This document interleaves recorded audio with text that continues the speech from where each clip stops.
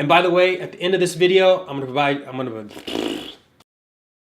So in this video, I'm going to share with you some important questions you must ask before you start buying fixtures, finishes, appliances, or any other building materials for your home remodel project. I've been practicing architecture for 15 years, and I've invested numerous hours helping clients research and select building materials that fit their project goals. And over that time, I've actually created a checklist to help streamline and organize that sometimes confusing and complicated process. So today, I'd like to share with you 8 questions you should find answers to make sure that you're selecting materials that actually fit your budget, that are going to respect your construction schedule, and for me, most importantly, are going to help you select materials that are actually going to fit your lifestyle and work for the way that you're actually going to be using your new living space. Just as a quick little side note, at the end of this video, I'm going to give you some instructions on how you can download my full checklist. So if you want to dive a little bit deeper into your research and really fine-tune the materials to fit your lifestyle, you can do so. I'm Jason Conaway, owner of Jason Conaway Architect, where my goal is simply to empower you to create inspiring, productive, and fulfilling living spaces. All right, so let's just jump right into it. Here are the 8 questions you should ask before buying building materials for your project. So question number 1, how durable is the item? In other words, how well is this thing going to stand up to the years of use and abuse that you're going to subject to it? And you should evaluate that based on how you're actually going to be using the space. To give you a personal example, I currently live in a home that has wood countertops. And I put wood countertops in this house thinking that, it's going to look fantastic, which it does. But the problem is that for me, the way that I cook, because I love cooking, the way that I cook, I'm rough, I'm rugged, I like to slide pots around on countertops, I like to toss spoons over here, metal objects, and I find that I have to take extra steps to make sure that I'm not damaging the wood countertops. And those extra steps are really impeding me on enjoying the cooking process. So in hindsight, I should have gone with a different material. So I'm just also sharing with you my own mistakes in my own design process. So hopefully you don't make some of these same mistakes. Question number 2 is simply, what's the recommended maintenance and cleaning schedule for the item? And this is important because I recommend you find items that fit your temperament, that fit your energy levels for cleaning and maintenance. If you're selecting materials that require a whole lot of maintenance, weekly oilings and scrubbings and washings, and you're just not the kind of person who wants to do that on a weekly basis or daily basis, whatever the recommendation is, I say stay away from those products. So question number 3 is, how challenging is it to repair this item? And this speaks to 2 things. The first thing it's going to speak to and inform is the cost, the total cost of this item. And we're going to get to cost a little bit later in a future question. The other thing it speaks to is, if you're the type of person that likes to do your own repairs, if you're a DIYer, you might want to select materials where reasonable that you can do the repairs yourself. Pre-planning up front can save you some headache and some unnecessary costs at some point in the future. Question number 4, are there any harmful or toxic substances in this item? And those usually center around things like finishes, varnishes, coatings, paints. I find that there's a growing trend in homeowners being more conscious of what they're bringing into their household and what they're living with in their environment. So you might be saying to yourself, aren't there laws and regulations that prohibit toxic substances from being incorporated into these materials? There's agencies that do that, but ultimately the responsibility comes down to you. And this question is just to help you keep in your conscious mind that the responsibility is yours. Question number 5, what's the lead time on this item?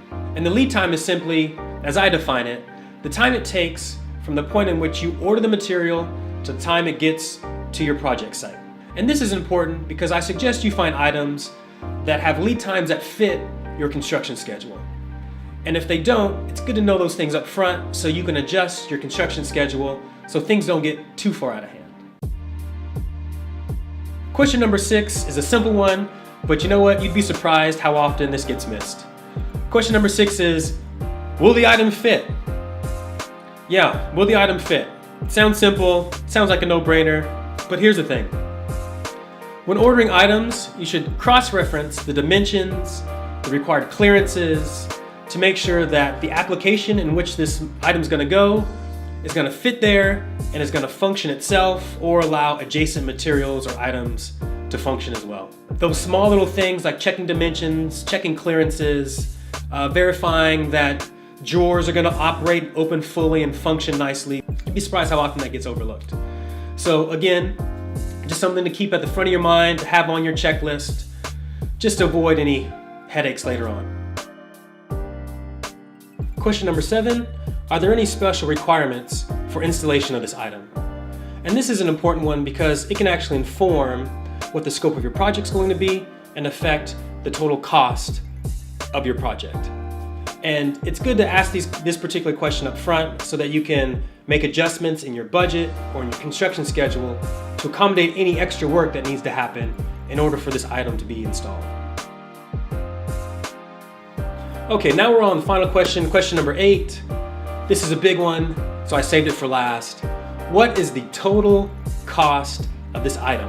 And I like to break this question down into multiple subcategories, with the first category being, what's the unit price? And this is, what's the price per square foot, or per linear foot, or what's the price for the unit itself, if it's a single item, like an appliance, or something like that. And I usually take that unit cost and I calculate how much it's going to cost me based on how much material I'm going to need. And this is also the time where I like to insert any additional materials that I need for installation. So if I'm doing flooring, say tile flooring, this is where I include my grout, mortar, any cement board, subflooring, those kind of things. The next subcategory is, what are the installation costs? So if you're hiring a subcontractor to do some of the work for you, or even a contractor who's hiring subcontractors, this is a conversation you might want to have, and that the installation costs might actually affect your budget. I mean, there's some materials that require more labor, therefore more cost, or higher skilled labor, which is more cost. And so based on what your budget is and how tight you are with your budget, those costs might actually help govern which direction you go with your material selection. And then the final one is a very small one, but one that I like to include is, what are the delivery costs for this item? And I find that this might actually help me figure out which vendor I want to buy from.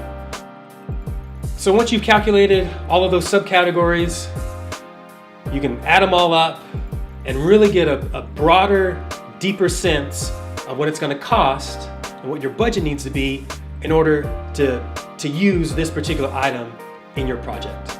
You don't want to be surprised that you're breaking your budget.